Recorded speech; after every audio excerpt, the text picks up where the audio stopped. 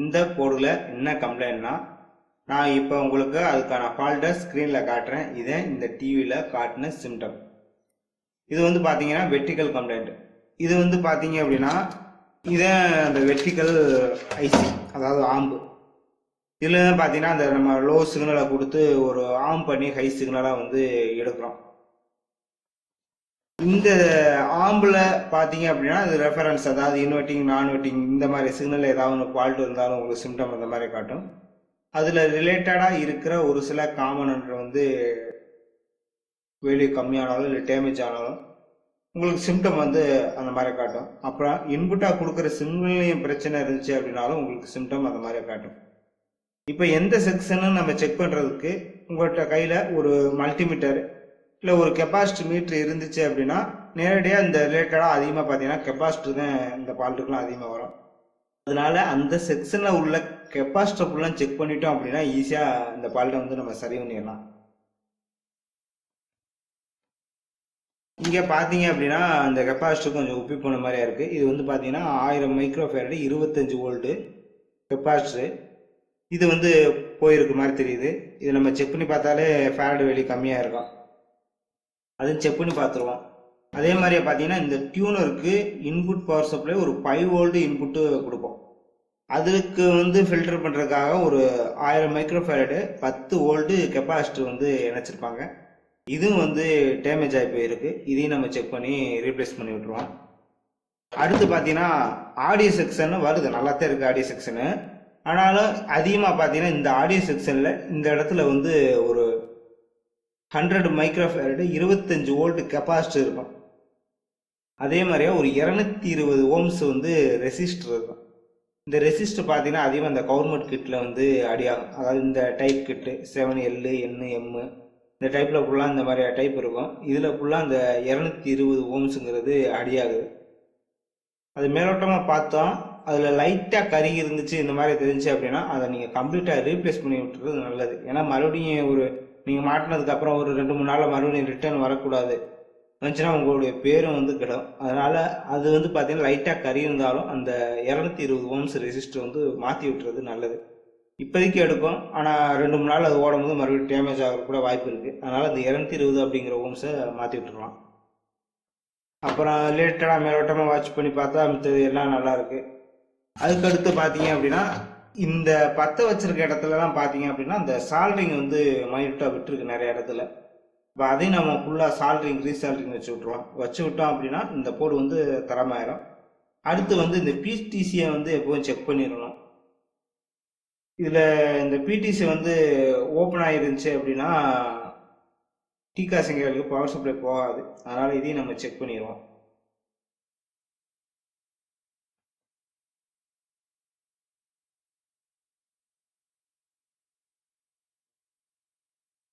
அடுத்து கெப்பாசிட்டர் நம்ம செக் பண்ணி பார்த்துருவோம்.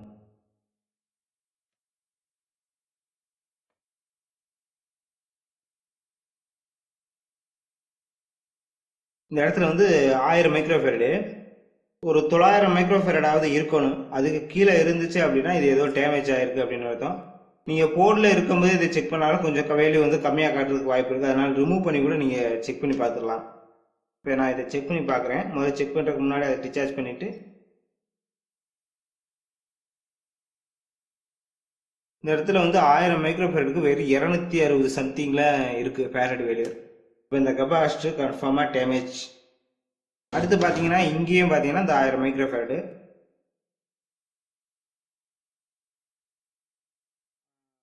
415 20 இந்த மாதிரி சம்திங்கில் தான் இருக்குது. இது டேமேஜ். இந்த இடத்துல பார்த்தீங்க அப்படின்னா 100 மைக்ரோஃபேரடு அது வந்து பார்த்தீங்கன்னா 78 தான் சம்திங்கில் இருக்குது. அப்போ இதுவும் பார்த்தீங்க அப்படின்னா டேமேஜாக இருக்குது.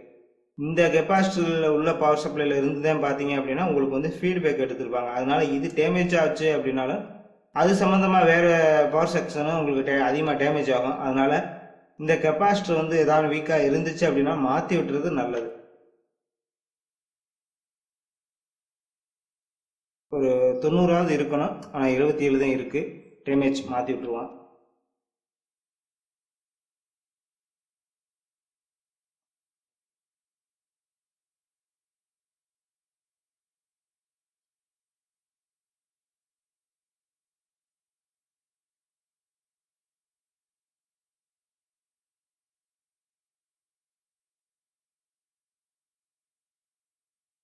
இந்த இடத்துல கெப்பாசிட்டர் நல்லா இருக்குது. இந்த 220 ஓம்ஸ் மட்டும் மாற்றி விட்டுருவாங்க.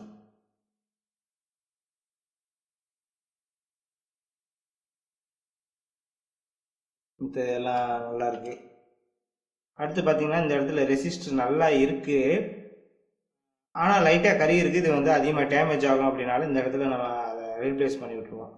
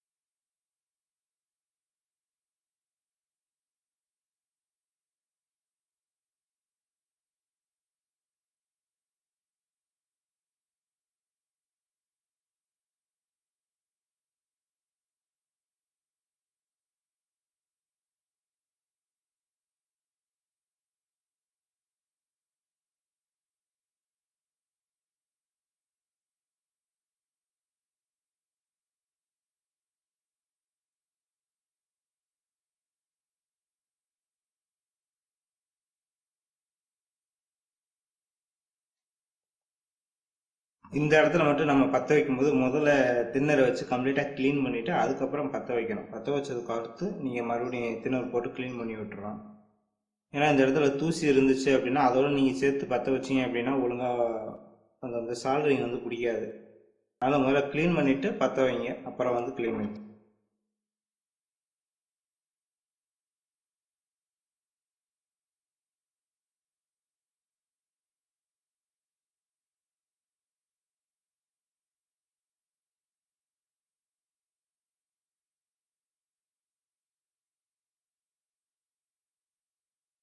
இப்போ போட ரெடி ஆயிடுச்சு. இப்போ நம்ம பிச்சு டிப்பில் மாற்றி பார்க்குறோம்.